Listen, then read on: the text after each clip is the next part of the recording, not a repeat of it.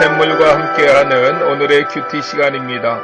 8월 1일 토요일 오늘의 말씀은 고린도전서 1장 1절로 9절의 말씀입니다.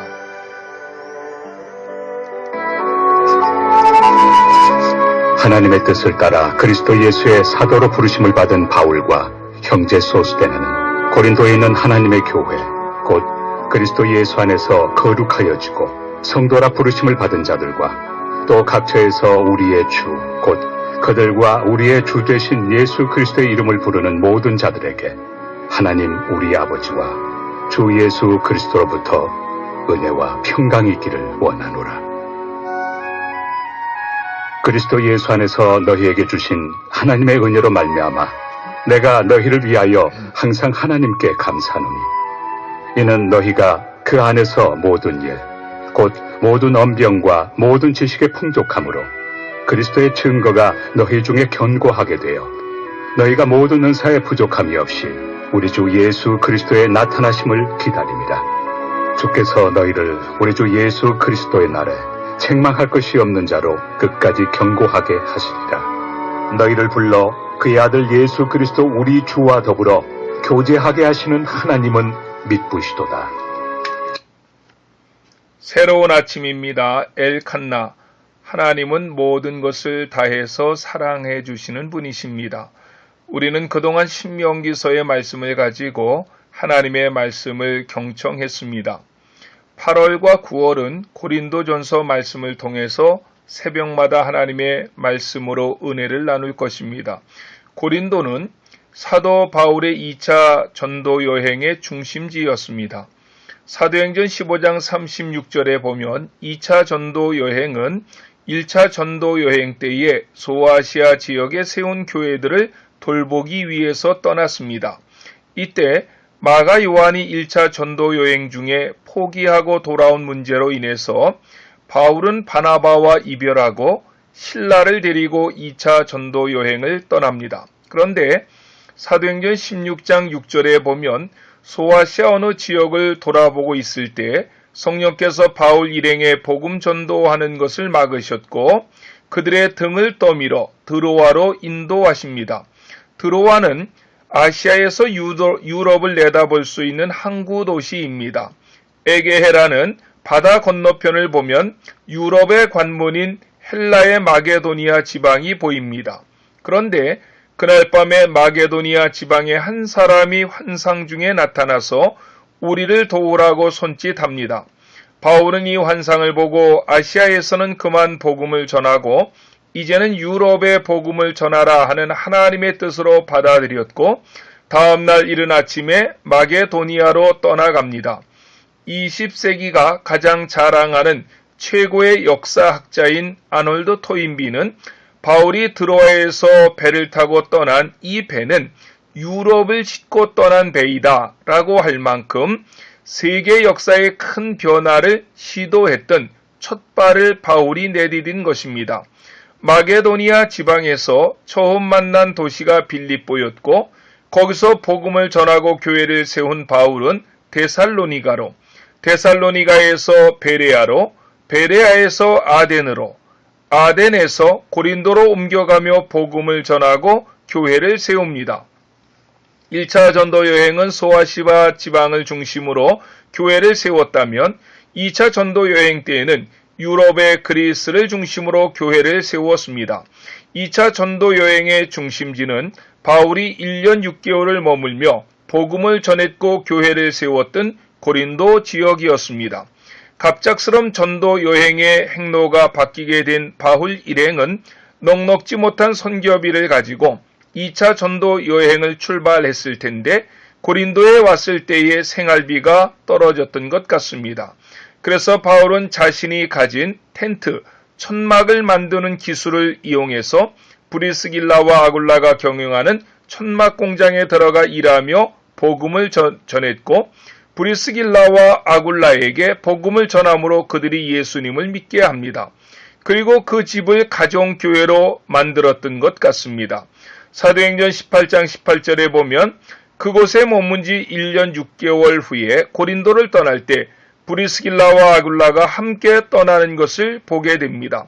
바울은 이 두 사람을 에베소에 남겨두고 그들에게 곧 돌아올 것을 약속하며 자신은 자신을 선교사로 파송한 수리아의 안디옥 교회로 돌아옵니다. 바울이 안디옥 교회에서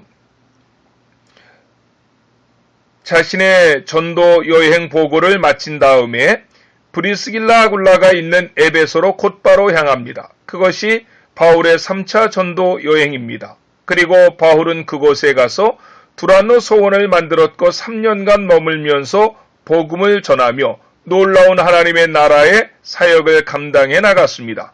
바울이 3년간 에베소에서 눈꽃을 사이 없이 바쁘게 하나님의 사역을 감당해내고 있을 때 고린도에서 고린도 교회를 맡아 사역하던 아볼로에게 어려움이 찾아왔습니다.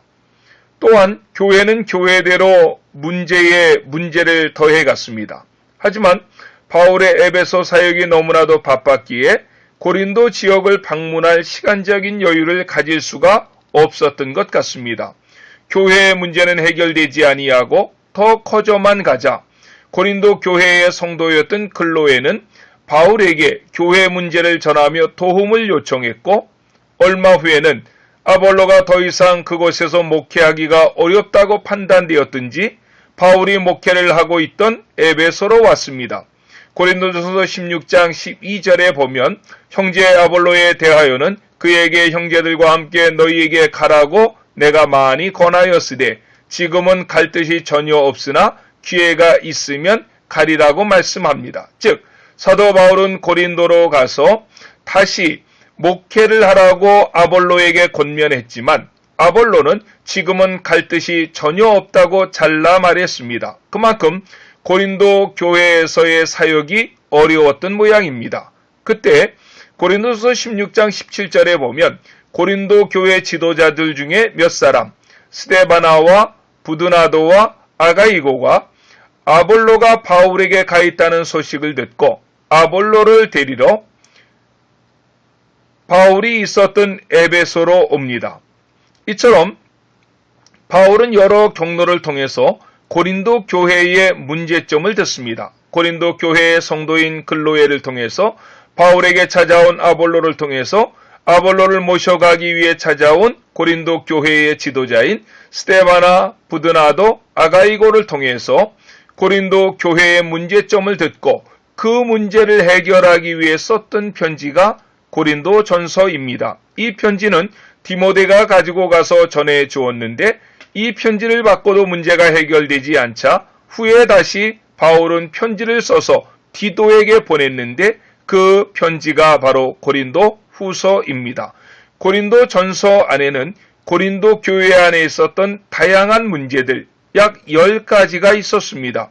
교회 안의 당파 싸움, 성윤리 문제, 재판 문제, 혼사 문제, 우상의 제물 문제, 바울의 사도권 문제, 여자들이 성전에서 머리에 두건을 쓰는 문제, 성만찬 문제, 은사 문제, 부활 문제, 헌금 문제 등 약 10가지 문제점이 고린도 교회 내에서 일어났습니다. 한 교회에서 10가지 이상의 문제를 가지고 교회가 날마다 분열을 거듭한다면 건강한 교회라고 볼 수 없을 것입니다. 그래서 신학자들은 고린도 교회를 영적으로 어린아이와 같은 교회라고 말하며 오늘날 한국 교회가 고린도 교회를 가장 많이 닮은 것이 아니냐 하며 자성의 목소리가 나오기도 합니다. 고린도전서 서두에 보면 사도 바울은 이 교회의 문제를 해결하기 위해 가장 먼저 시도한 것은 부르심의 회복입니다. 편지의 인사말 속에서 그들의 정체성을 재확인시켜 줍니다. 분열과 미숙함에 있는 교회에게 고린도에 있는 하나님의 교회 또한 예수 안에서 거룩하여지고 성도라 부르심을 받은 자들이라고 그들을 부르고 있습니다. 우리 안에 있는 죄와 연약함의 문제를 해결할 첫 단추는 내가 누구인지 그 부르심을 회복하는 것입니다. 공동체 안에서 여전히 많은 연약함을 가지고 있지만 우리가 하나님의 교회인 것을 또한 나는 여전히 흠이 많은 사람이지만 거룩한 성도로 부름받은 자라는 것을 기억해야만 합니다.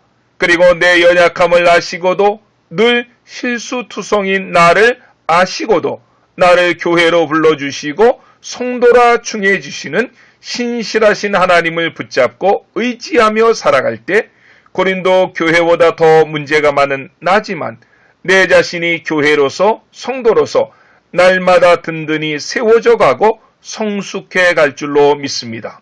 그런 은혜가 오늘 하루의 삶 속에서 특별히 고린도 전설의 말씀을 청중하는 동안에 우리의 삶 속에서 넘쳐나시기를 예수님의 이름으로 간절히 축원합니다. 아멘. 기도하시겠습니다. 사랑의 주님 감사합니다. 어제까지 새벽마다 우리는 신명기 1장부터 15장의 말씀을 통해서 귀한 하나님의 말씀을 새벽마다 들었습니다. 감사합니다. 이제 오늘부터 8월, 9월 두 달 동안은 고린도전서의 말씀을 가지고 새벽마다 주의 음성을 듣게 될 것입니다. 영적으로 어린아이와 같았던 고린도 교회보다도 더 영적으로 어리고 문제가 많은 내 자신을 하나님 앞에 내려놓습니다. 말씀으로 내 자신의 잘못을 보게 하시고 고침받게 하시고 세워지는 은혜가 날마다 넘쳐나게 하여 주시옵소서. 온 세계와 우리 조국을 용서하시고 긍휼히 여겨 주시옵소서. 예수님의 이름으로 간절히 기도드렸습니다. 아멘.